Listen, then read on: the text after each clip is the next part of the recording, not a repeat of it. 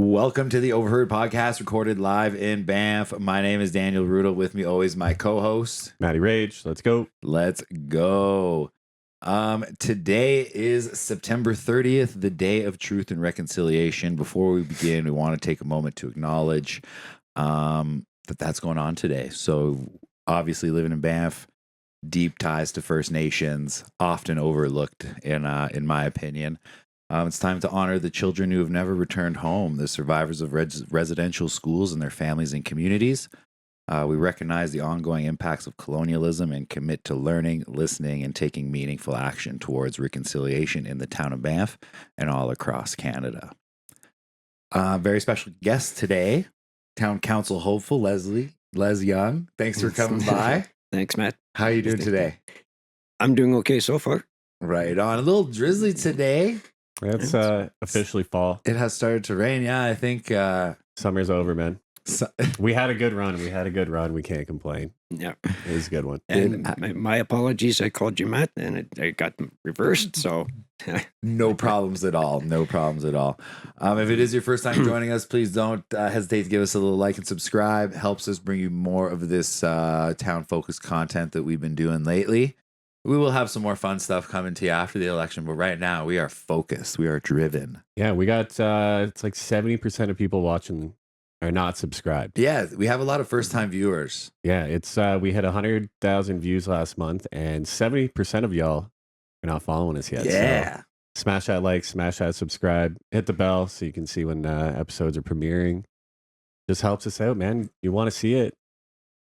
We'd be pretty stoked. So thank you. Thank you if you already have, and thank you if you are doing that right now. So thank you so much. Come on.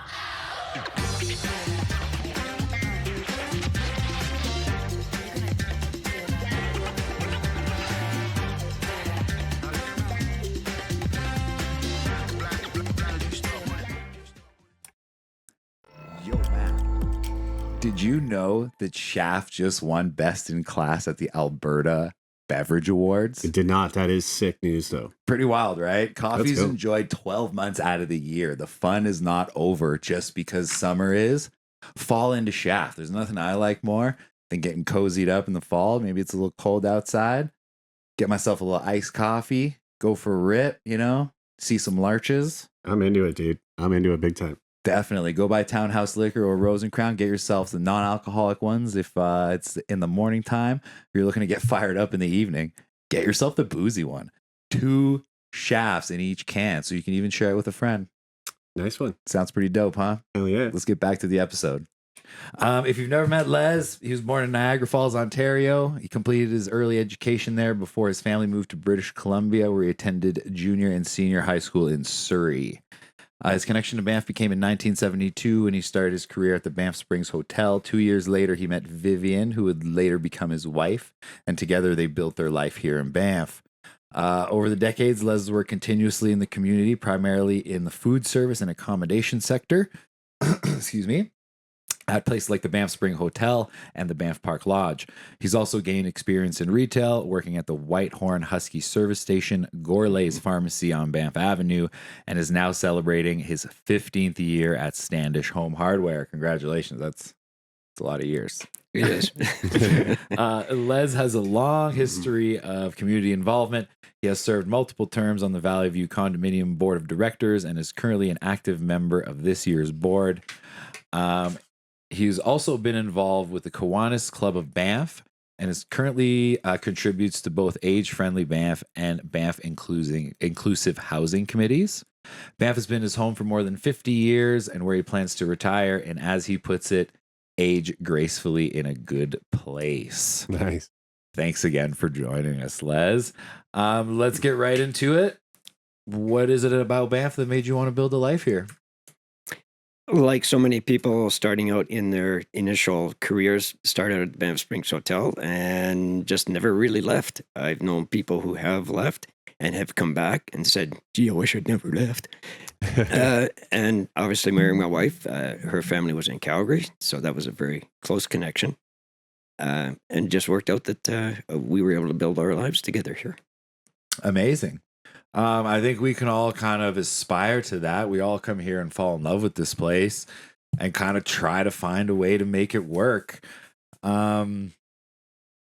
Yeah, great stuff. What is it like, service industry? I guess you have a lot of experience. You've seen this town change quite a bit in the time that you've been here. What made you want to get involved in politics? I have been trying to keep an interest in politics in various levels. My wife and I have served on voting stations and so on for federal and provincial elections as polling clerks and supervisors. And my big thing is, if you don't participate, whatever level of government you're interested in, if you don't participate, don't complain. Fair. And especially with the Bear Street reconstruction a few years ago, that was a big impact to a lot of people in town, especially that core there on Bear Street, where there are so many independent and citizen-oriented businesses like doctors, lawyers, and so on. And that just piqued my interest and took it from there. Yeah, I got some buddies that own businesses on Bear Street that are quite vocal about a lot of things that's happened on Bear Street and beyond, honestly, in years past. Finally, Bear Street seemed to be flourishing now. Yeah. That was a lengthy process. I worked at the liquor store during that, and it was like shaking bottles off the shelves, and like it was pretty wild. And well, I guess Caribou Street's going through the same thing right now with the water main issue. Getting redone down there. Well, I think that's support the local preventative, homies right? down Like, there. hopefully we'll see less of what happened in the past few winters of water mains bursting in the winter. And they certainly, the Parks Department, or sorry, I should say the Town Planning Department and the construction company came up with a lot of surprises because of a lack of records or incorrect records. And I know Home Hardware, for instance, where I work, they had a couple of surprises as far as water lines and so on. So in a way, I think a lot of people think that Bear Street was the learning curve. yeah. And now they know much better what to expect for Caribou Street and subsequent projects like that. Which is fair enough. I mean, you think about when these pipes were put in the ground, record keeping was probably not where it was today. It was all handwritten, if anything. Yeah, some of the lines are 7,500 years old. Crazy. So definitely in need of work. Sorry, one question I might have skipped, Les, especially that I wanted to ask you. I just don't want to breeze over it. Being that you've spent so much time in Banff and managed to build a life here, what advice would you give to someone who would want to stay here long term and do the same? That's a tough one because I think at the time my wife and I started here, things were much quieter, even during the summer. It was the late 70s where the tour industry really started picking up. Yeah. So things got much busier, and we didn't have the housing problems then that we do now. Valley View condominiums in Middle Springs were just coming online. My wife and I were fortunate enough that we could buy a unit up at Valley View when they were still, quote unquote, reasonably priced in comparison to today's prices. For sure.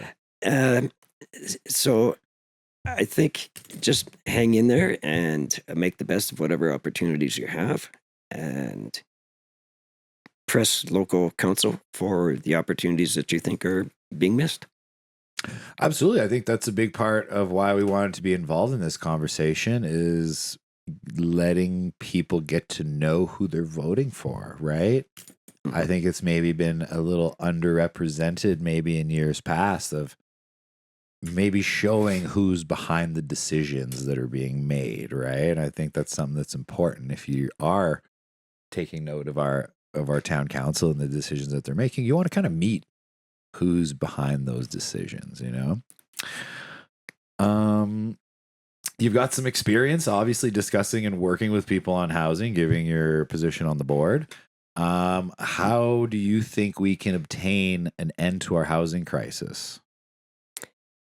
That is going to be very tough because of our limited land base. The town, I think everybody knows, is 4 square kilometers, and residential housing for large projects, I don't think there's any land left. There wouldn't be any land left, say, for a project like Valley View or sections of Middle Springs.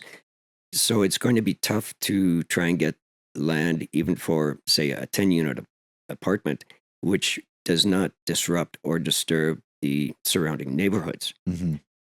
Muskrat, beaver, otter, those are all sort of 50 styles, single family units. Yep. Yeah. And the problem is going to be not so much single family units, but units for single families, i.e. Valley View. Our buildings up there, for those who may not be too familiar with Valley View, we have 23 buildings, and each building has 4 units, and they're all independent units. So in a way, it's multiple housing, Mm-hmm. but everybody still has their own family unit. Yeah. And my wife and I never had kids, but I know that there are a lot of people up there who have had. They've started their families there. The kids have moved off. Sometimes they've moved back. And I know that there are, for the last 6 or 8 units that have been for sale up there, at least 3 of them were bought by young families who have had either just started their families or have now started their families because they were able to get a single family unit like that. For sure. I think that's like housing is a big factor on your long-term success or your long-term growth here in Banff if you do want to start a family, right? What would you say to those, like especially the younger generation of people that say that, you know, those single-family homes should be turned into multi-unit dwellings? Like to solve the housing crisis, we're going to need to up density, right? Yes. So like as a homeowner, what is your thoughts on maybe those homes being turned into higher density units? Part of the problem I know, and this has been expressed to me by a lot of people, is the approach to the density that the current town council took when they basically eliminated parking for any new developments. Mm-hmm. Obviously, somebody was just coming to town, and this was brought to my attention at a session I was at yesterday with the seniors. Somebody new coming to town, how are they getting here? They probably have a car. They might be able to get staff accommodation wherever they're working, Mm-hmm. but a lot of that doesn't really exist through the employer. So if they're lucky enough to find a one-person apartment, they have this car, where are they going to put it? New developments, there is very little parking being part of that development, if any. Mm-hmm. And Wolf Street, I think, is going to be a prime example. For all the units there will not be any parking spots for the people that buy the units. There are, if you look at the map, it looks like 36, 48, 3 to 4 dozen bike racks, but no parking for the people who may be living there, especially the people who want the accessibility, the universal design units. Mm-hmm. So as the person progresses, and I can use myself as an example, two people come to town, they meet, they get married, they start a family. Now they need maybe a 2-bedroom unit. Mm-hmm. One for the baby and one for themselves. Yeah. So the child grows up, maybe they have another child, or they want to have a dog. Mm-hmm. As I said, my wife and I never had kids, but we always had dogs. A lot of apartments don't allow pets, period. Right. Very true. So if you want to get into the outdoor lifestyle, you like to have a dog to go hiking with, Mm-hmm. or you have, say, sailboard equipment for Vermilion Lakes and places like that. If you don't have a parking stall, where do you store your equipment? Fair. I find myself in that dilemma in a similar unit that was built under these new guidelines. We have an underground parking and they charge Mhm. extra for storage. But if you don't pay the extra for storage, there's not much in the actual unit as far as storage anymore because it's maximized for living space, right? Right. Like we found ourselves purchasing additional furniture to have like extra place to put dishes and stuff. That's how minimal the storage is Right. in the unit, right? So I think I mean you drive a good point. Mayor Corey did say that there is still, based on their research, quite an open space as far as the resident parking in the allotted areas. I think she said somewhere 200, or I don't know if I don't want to misquote, but if I'm misquoting, go back and check out her episode.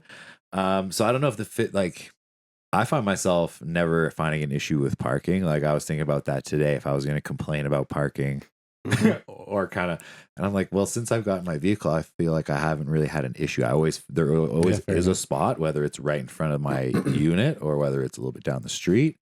that varies, Mhm. especially based on the time of day. Strangely enough, later in the evening is worse because everyone's kind of already home for the night, Right. which is Oh, which yeah, is that makes weird. sense. There's Yeah. kind of like you got to find the sweet spot, like middle of the evening. But yeah, I don't know. The way forward, it's got to be a give and take. It can't just be.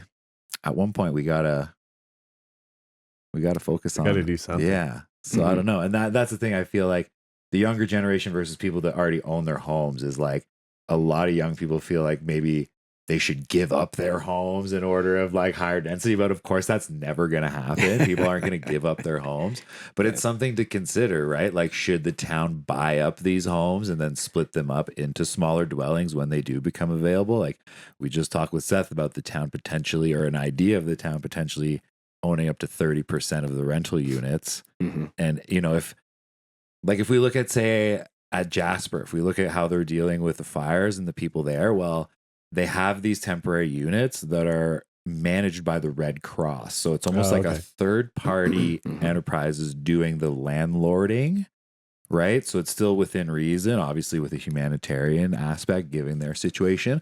But I was wondering if something similar could be done in the town of Banff, if, say, the town of Banff gets into a position where they spend capital on owning up to 30% of the rental market, they can price it appropriately and then also have like a third party manage it. I don't know. I'm just like spitballing here so that then the town is not directly kicking people out or whatever. There would be a way to, I don't know. There's a way to come up with these solutions, and I think we're kind of scratching the surface on it. The more people we talk to, what are your thoughts on some of the short-term solutions that the town could take?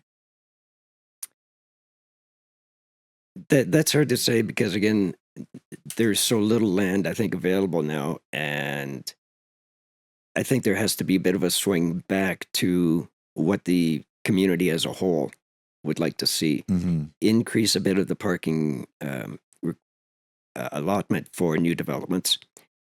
Part of the problem too is that somebody may have a home that they've raised their families, the kids are gone, and now they want to, in a sense, empty nest or downsize to a certain extent. Yeah, fair. So they, if they're allowed to, they redevelop their basement, for instance, if Mhm. they have the land for a walkout door, Yeah. emergency access, and so on. They may have room on their driveway for one car.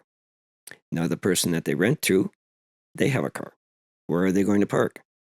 It's added parking requirements on the street that may already be full. Mhm. So I don't know where the best solution is, but I think we need to have a bit of a swing back towards increased parking availability in Okay, fair. new developments. So maybe going back on, like, yeah, I don't know. I think we need to push and mandate underground parking myself, no matter the cost. I feel it should be imperative that we maybe move at least the residents' cars off the streets as much as we can, right? And maybe if you implement that into any like new build, right? Or maybe it's subsidized in a way. But then again, like the cost, right? Like Mhm. we're always talking about I don't know, should not be a developers, factor. you know, cost is always a factor. Like, I know. Yeah. you know, so it's, Yeah. is that going to drive up the cost of rental units even more than they already are? Or is that going to keep developers from wanting to build those units if it's going to cost an extra however many $100,000 to do the underground parking, right? Like, I don't know, if we want to be a leader, we got to be a leader. Like, some drastic's going to have to happen. And again, parking is a very, very valid concern, right? Right. One that I think many residents feel, of course, based on where you're living, the more centralized you are to downtown, Mhm. the more that problem becomes an issue. I found myself last night, I was like, oh man, I'll take the car. I didn't feel like taking the bike. And I think about halfway through my trip, I was like, man, I should have taken my bike because Exactly. it would have been much easier. But it got me thinking about people that are maybe limited in mobility where that might not be an option. We'll talk about that demographic a little bit more in the future. As we're on the topic of parking, which brings up traffic congestion, being another complaint, maybe one of yours if you live across the bridge. Has traffic ever affected you living in Valley View? Yes and no. I have lived up there long enough to be pre-Mount Avenue Bus Express Lane. Oh yeah. That was quite the situation there. And again, a lot of people that live up in Middle Springs and Valley View have been up there 40, 50 years, ever since they were developed. Right. Mhm. So I think most people now know when's a good time to try and drive their car down and when is a better time to walk or try and take the bus. Yeah. I know of myself that most places in town, I know how long it's going to take me. If I have to go from Valley View out to get my car serviced at the compound, for instance, Mhm. I give myself an hour and a half. Yeah. If I'm walking, and if I'm not, I maybe shouldn't mention this.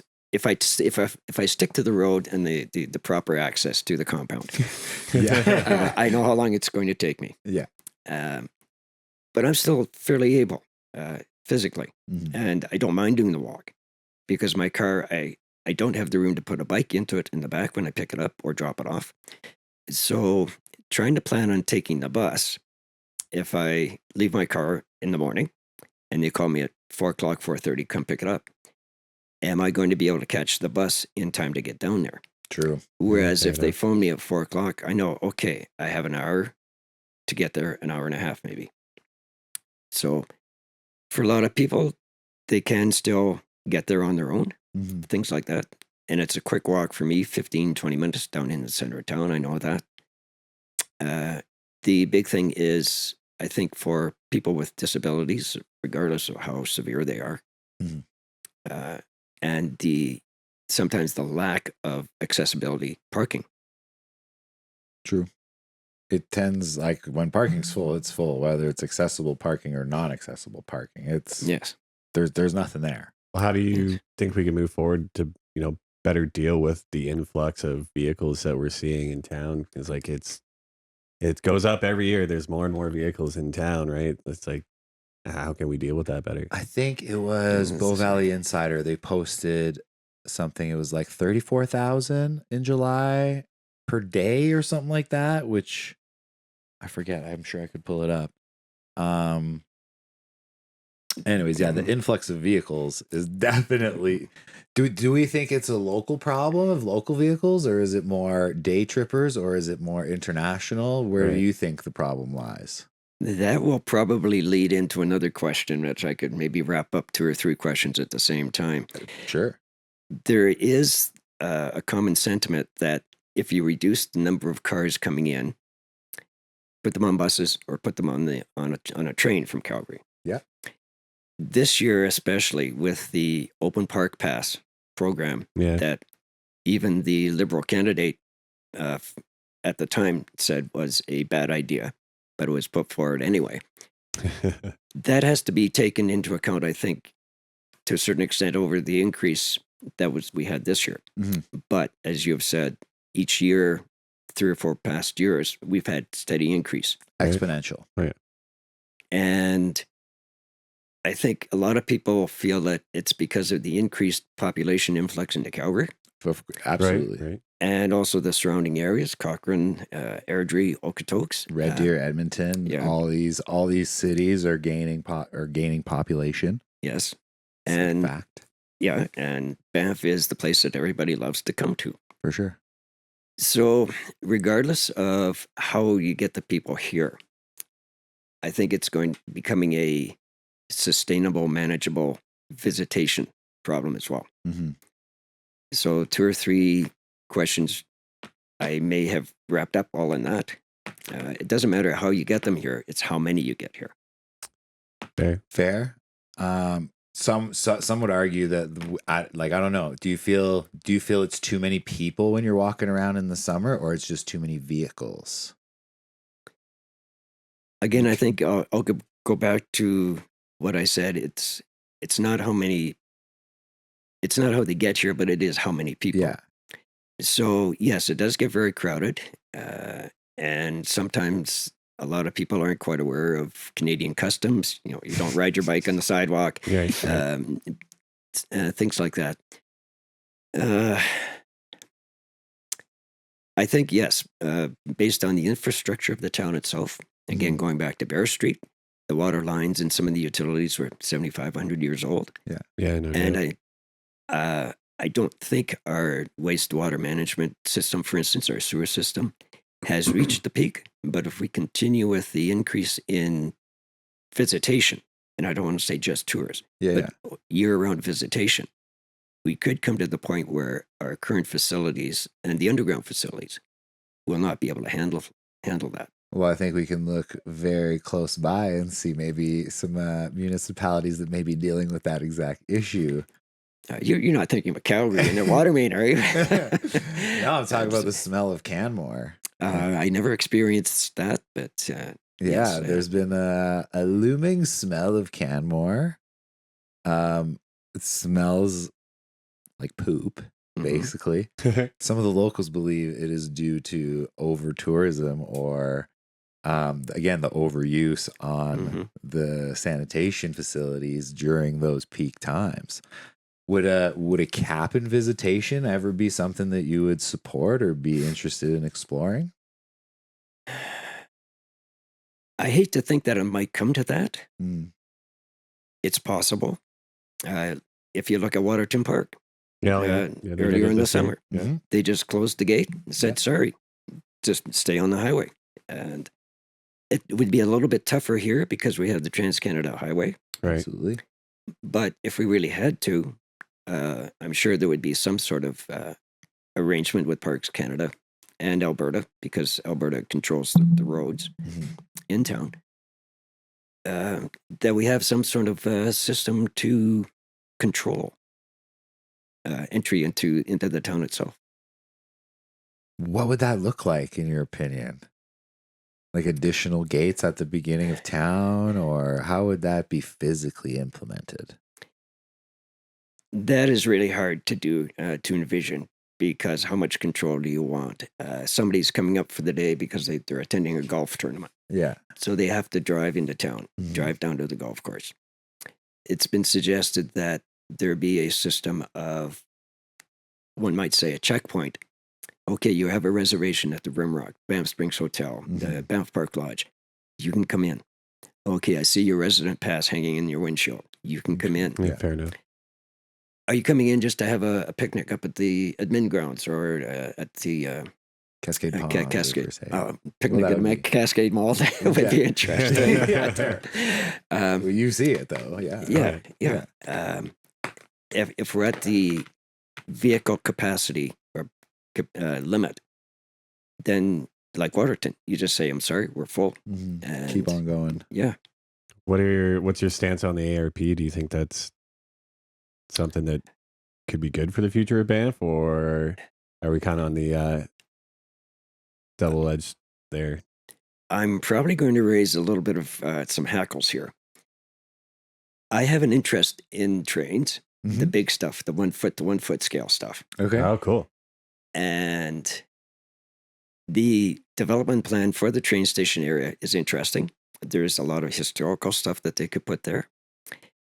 As far as getting a dedicated track from Calgary to Banff, I think is going to be near impossible. You think it's a highly ambitious project, like given the infrastructure that's already there? That is the problem. I don't see CPKC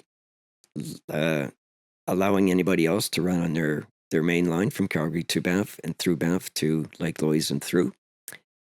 And there are pinch points throughout the valley, and Canmore would be a great example of where does anybody put their own dedicated rail line. Mm-hmm. Fair.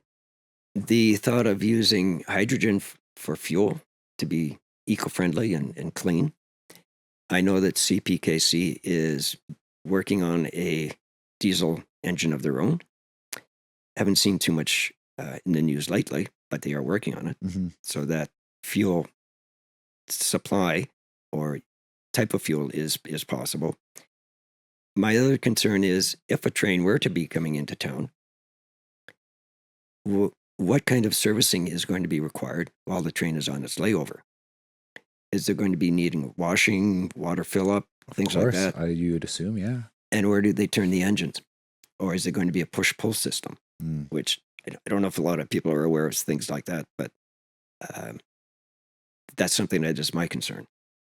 Which is funny that you raise that because I'm from Ottawa originally. I don't know if you know this, but Ottawa is going through tons of growing pains with their light rail system that they've implemented. Yes. It's taken years to get off the ground. It's taken years to get the trains on the tracks. And now that the trains are on the track, especially in the winter months, they're having immense problems with them. So like it's part of the design they chose of the trains. It's part of the suppliers, I guess, that they chose. There's a whole bunch of problems, and it's taken, I want to say, close to 20 years for an infrastructure project that's not complete and that's caused arguably more headaches than it's solved, right? Yes. Interesting. So you think we might be heading down the same road, given all the roadblocks that stand in the way? Do you think it's just like because I know because there's a big push from the province and like, Right, and yeah. Oh, I know. yeah, I know. I think there are a few more roadblocks that people haven't been talking about that maybe should be made more aware to the public. Mm. It's great to think of rapid transit service from the Calgary airport to Banff. Yeah. Which would take a lot of traffic, car traffic, and to a certain extent, bus traffic off the roads. I just have a hard time seeing how it's going to work. fair. Fair enough. I have my big question, especially surrounding the train, is say the train is built, right? Devil's advocate, it's all built, it's complete. If you're coming from rural Alberta that's outside of Calgary City Center, are you still going to drive your car into Calgary to take a train to, like, maybe if it's necessary or if it's forced upon you? But I feel like that customer, quote unquote, is still going to want to take their vehicle here. Like, will people leave their vehicles outside the national park? I don't think they will until we force them, personally. Just to like ease of use, right? Like, Right. Well, if you're has- already in the car on the highway, why would you stop That's what I at mean. the like- airport in Calgary, park your car for the day, pay for parking, to pay for a train to get to Banff, to pay to go see an attraction? You know what I mean? It's like, the price of parking at Lake Louise is meant to disincentivize people. And we can tell by how it's still busy. I was there last week at like 8 a.m. Still got turned around. I was like, oh, we'll give it a shot, see if we can get it. Maybe we'll catch something. And it's like, it's clearly like, it's not a disincentive enough because people are still flocking Fair, there. fair. So Yeah. I don't know. As a counselor, we've been asking kind of everyone, or as a potential counselor, what would be kind of your thoughts on how we could protect frontline workers more, right? Like yourself, you're a frontline worker. These are often those that find the biggest hurdles in the community, I would say, as far as like cost of living, as far as housing in some cases. How do you think we can implement stuff to better protect them? I thank you for your vote of confidence as far as being on council.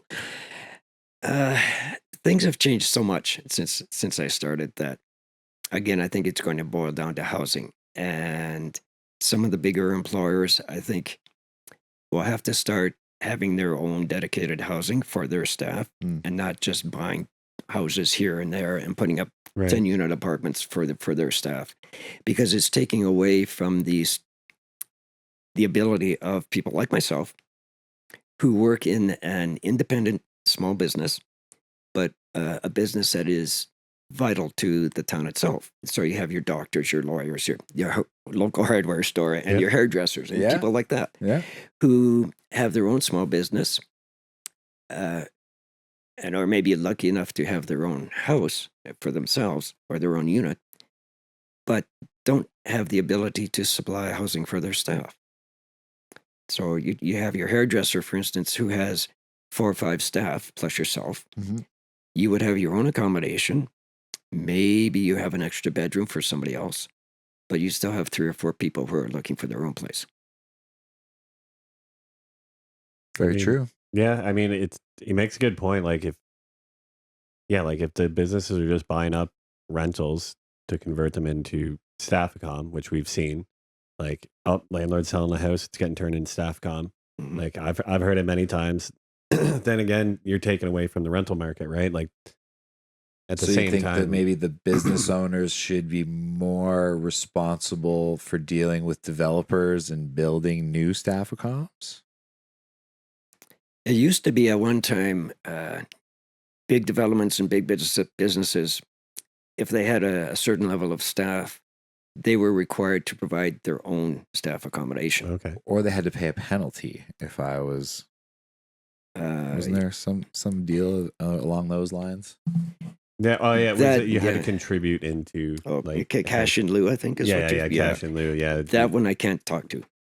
I don't know enough about it. Yeah, I fair. never had to participate in that. But again, it comes down to housing and the limited amount of land that we have to work with. Mm-hmm. I think people, if they have a good place to live, they may accept a slightly lower wage. But if they don't have as good a place to live and they're looking at a much higher rent, or For sure. maybe the possibility of once they're a couple, for instance, in a family, and they're trying to raise a down payment for a house, it's then you start looking at higher wages, what a lot of people think of as a living wage, quote unquote. And again, the uniqueness of Banff, that sort of aspect is hard to gauge against other larger cities, for instance, I think. 100%. I mean, we're in a very unique position as far as I have a kind of a feeling like the frontline worker needs to be protected because at some point they're going to be priced out of living in Banff, right? So then Yes. what happens then?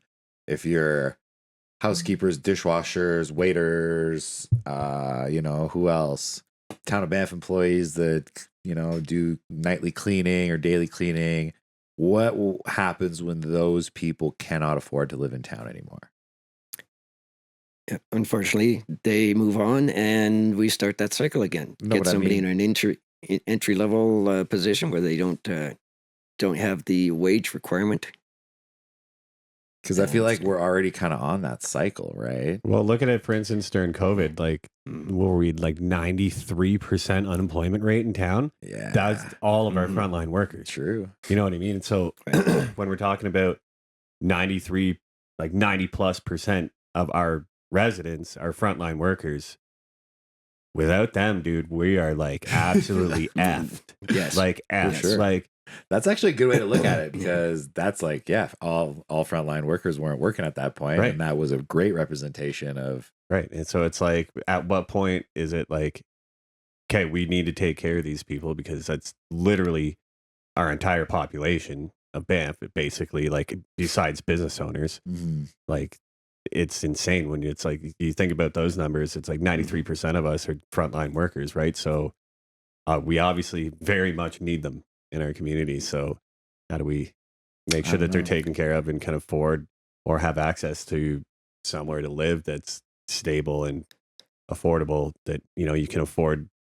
It's like, if you're living on your own here, depending on where you're working, you're talking like 60-70% of your wage Yeah. for like housing and Mhm. basic necessities, like, internet, phone. Now you're up to 70% of your wage. It's like, at what point does that become unattainable, right, for Mhm. the average person? I'll go back to my younger days, and when the only basic necessity anybody considered was a telephone. Yeah. Right. And there's that mind shift now. Oh, I have to have internet. I have to have Wi-Fi and all the toys that go along with it nowadays, Yeah. and cell phones and things like that. And for a bit of historical content, I can remember when my wife and I first got here, phone numbers were only 5 digits. Yeah. Then they moved to 7 digits, and Yeah. then they added the area code. And I don't know what, there's maybe a dozen area codes now that you can find in town here. Uh-huh. So depending on how you define very basic necessities, obviously a roof, 4 walls, and a floor, kitchen, bathroom, bedroom, Right. hopefully a bit of a living room area. Mhm. Then hopefully you can get a decent paying job, and again, minimum wages. Again, they may work in a smaller town, but Banff's unique situation, again, a minimum wage for a small town is not does not work for Banff. You have to have a higher than that type of wage. Mm. Right. What are some of the ways you think we could obtain that? Is that something like from a town perspective they could implement? Or I don't know, maybe it's on the personal business owners to provide maybe a bit more respectable wages. What do you think is the way forward? It definitely comes down to the employer. Mm-hmm. And some places, I know that's their philosophy. Well, we'll keep as many staff as we can at the lowest wage that we have to pay them, i.e., minimum wage. Mm-hmm. But then you lose all the potential people who may become interested in a particular job or company, and they want to move up the ladder. But then they're not getting the compensation they need to allow them to move out on their own, for instance, and start a family and things like that. So again, it all comes down, I think, to the employer in that respect.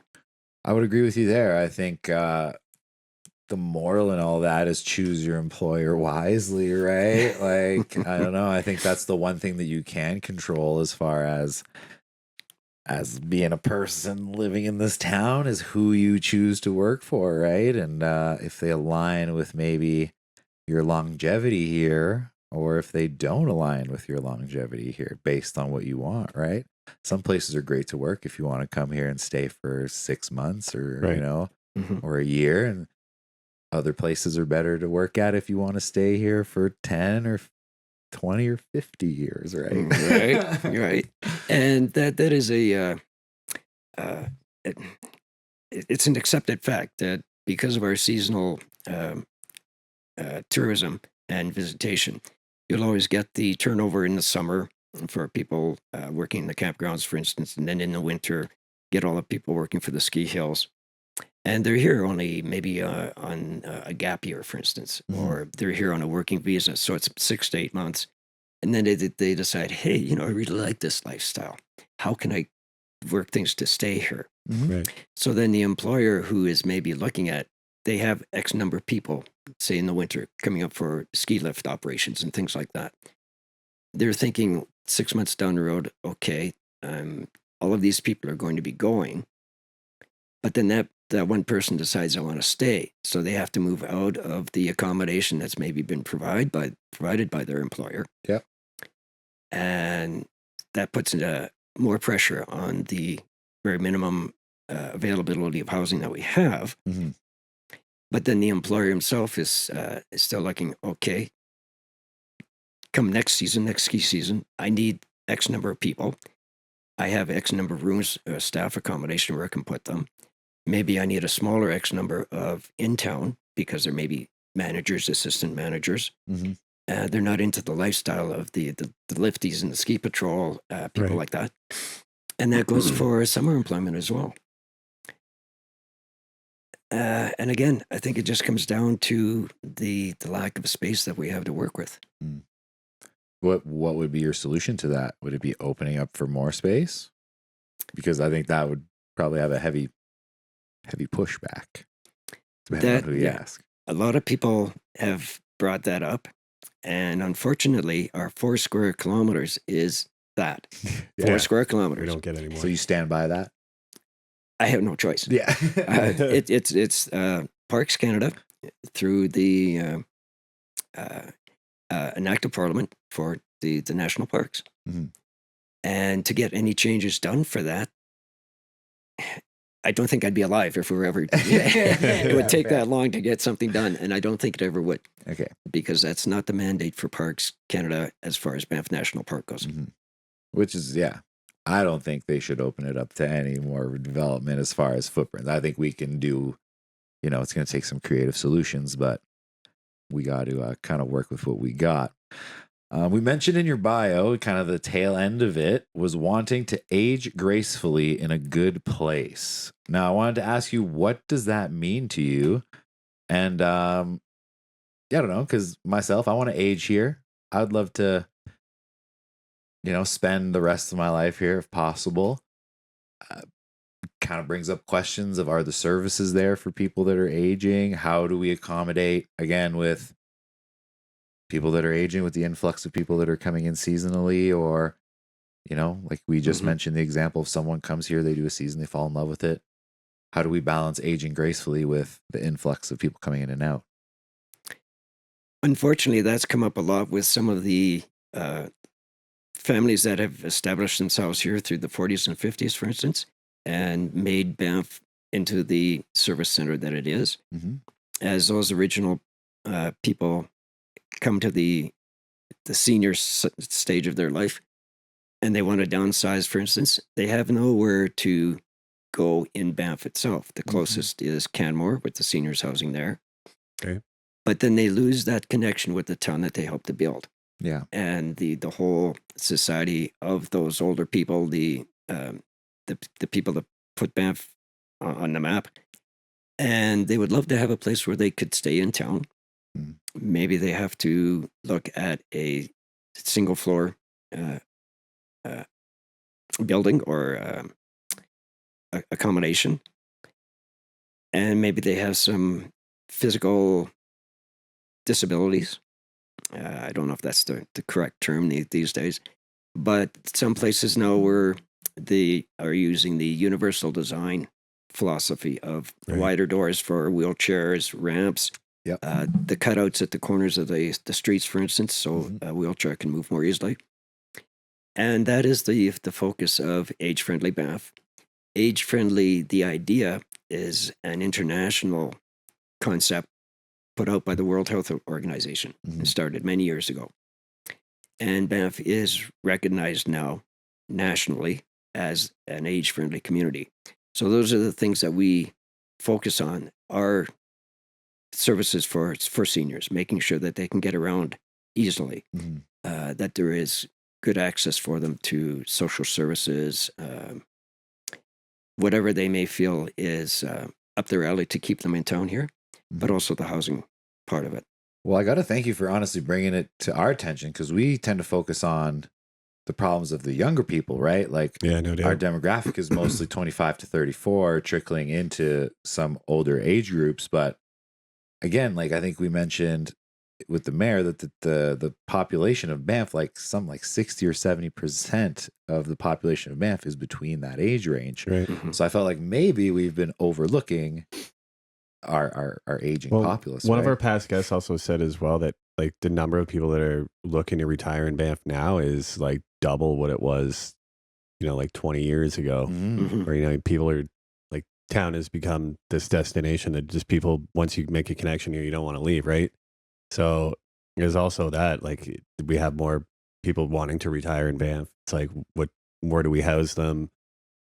And you mentioned that, like, we're not from here. Like, you could imagine the perspective of someone, like you mentioned earlier, who is like, I think of someone in my mind in particular that I know who's like their grandparents discovered some very important monuments and things here in Banff National Park. And it's like, could you imagine those people trying to find a home and make a life here where, I don't know, there's no one that's more entitled to a home here than anyone else, but it's like, I don't know, it's increasingly difficult for everyone, including people that have made this town what it is. So all interesting questions. And I think as we move forward through discussing these topics, when housing seems to be the main issue, right? Yes.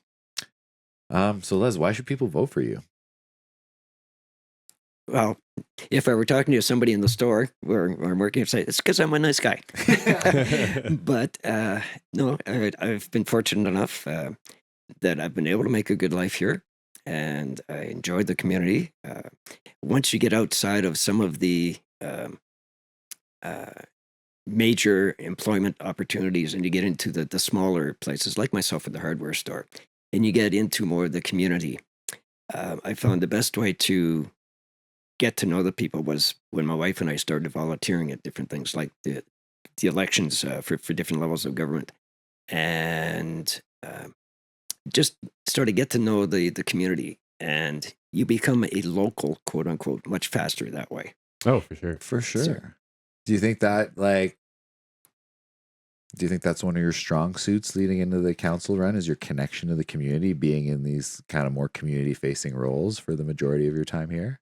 I think so. Yeah. Do you think that puts you in a special position to kind of know the problems of Banff? I think you got your finger on the pulse, like, because that's kind of how I think of it. I talk to so many people about all these issues that I kind of hear the rumors and I kind of know what the general consensus is about certain issues. Mm-hmm. Do you feel you're kind of in that same position?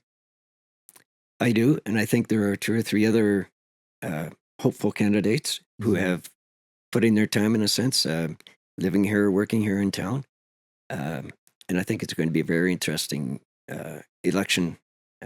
See how the other candidates are looked upon, and just how well they come across to people.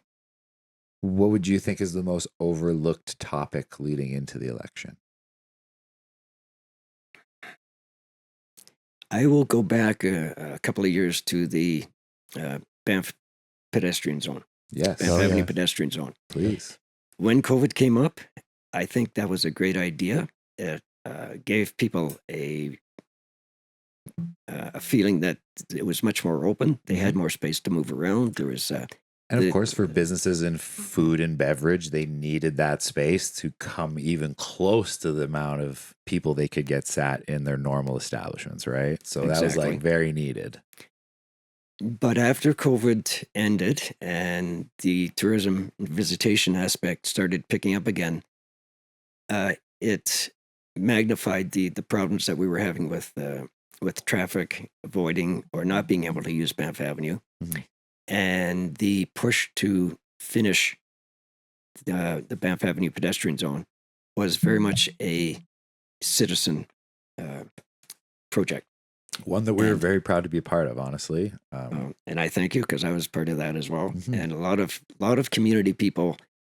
I think it started the feeling that there has to be a swing back more towards what's being provided for the community.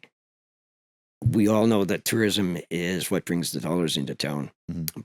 but there is that fifth tenant in the The town corporation. in the corporation. Thank you. Mhm. Document that says the town must provide a living community for those that are here to make this a service center. That tenant, I actually, just a little sidebar, is why there's a membership at the golf course. Because without that, I'm sure they would rather not have a membership and just sell to overpriced tourists. So again, that's an often overlooked piece of the town and corporation. Sorry Yes. to cut you off, but No, that's fine. do you want to expand more on it? Like, maybe we need to focus on that a little bit more. I don't think right now with myself there has to be any more focus on it. I'm sure there are 2 or 3 other candidates who will bring their point of view to that.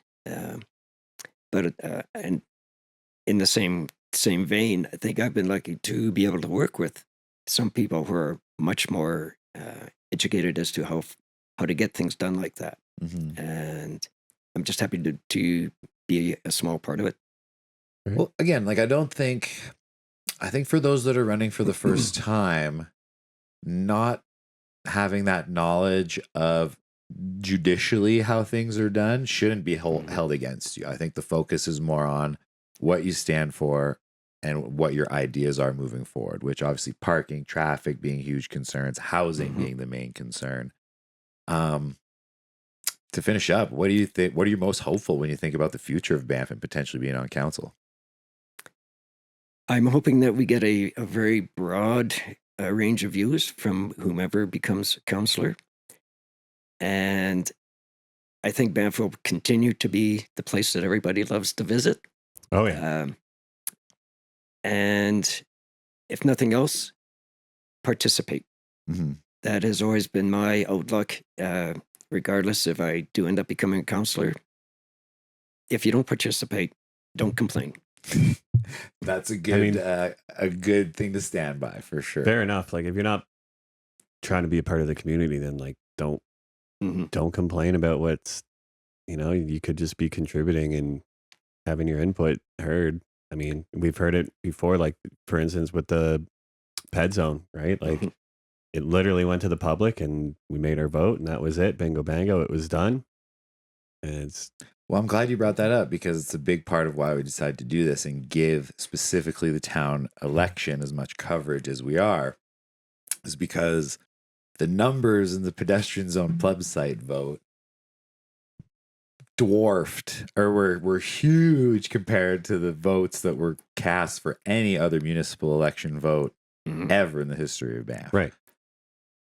that was obviously one of the hottest topics politically that had happened in Banff for a long time. So I'm thinking, how do we keep this political activeness that we've developed in the pet zone conversation and lead that into the town council vote? Because obviously who we choose to lead us will choose where we go, in the future, right? So being active now might save us a position where we have to do another plebiscite or the citizens have to rally. So, get out there. Make sure you're registered. If I can expand on that for one moment. Please. There was an interesting article in the Calgary Herald, and yes, I do still get the old black and white paper versions, but one of their regular opinion writers was pointing out that in the last Calgary municipal election, I think it was 49% of eligible voters, and I'll get back to that for a moment, that actually voted. And of that 49%, about 50% voted for the Jody Gondek, who became mayor. So if you take the population of Calgary, which is approximately 1.3 million now, and you break that down into the percentages,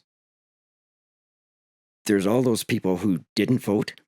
Maybe they weren't able to vote, and that I want to reflect on for a moment. But again, it's the participation. If you didn't vote, then don't say why you were unhappy with that council. Right. And I know that you have to be a Canadian citizen to vote, and we do have a lot of permanent residents in town. For whatever reason, they're not citizens, but even though you can't vote, you can still participate by getting out and helping out the candidate of your choice. Very well put. I didn't even think of that. Well said. Yeah. I mean, I think showing support, definitely, whether, you're involved or not. We're trying to keep an open mind with everyone until we've talked to everyone, of course. We're trying to give everyone kind of the same representation as far as that goes, which we hope to be a tool out there for people making up their minds, right? right. If you want to, that's why we're doing it. If you want to get to know your candidates, Mm-hmm. Instead of a little 2-minute radio clip that's been chopped up, watch an episode, listen to an episode. We're friggin' everywhere. You know what I mean? So, that's why we're doing it. We just want to put a face to the name and see what everybody's about.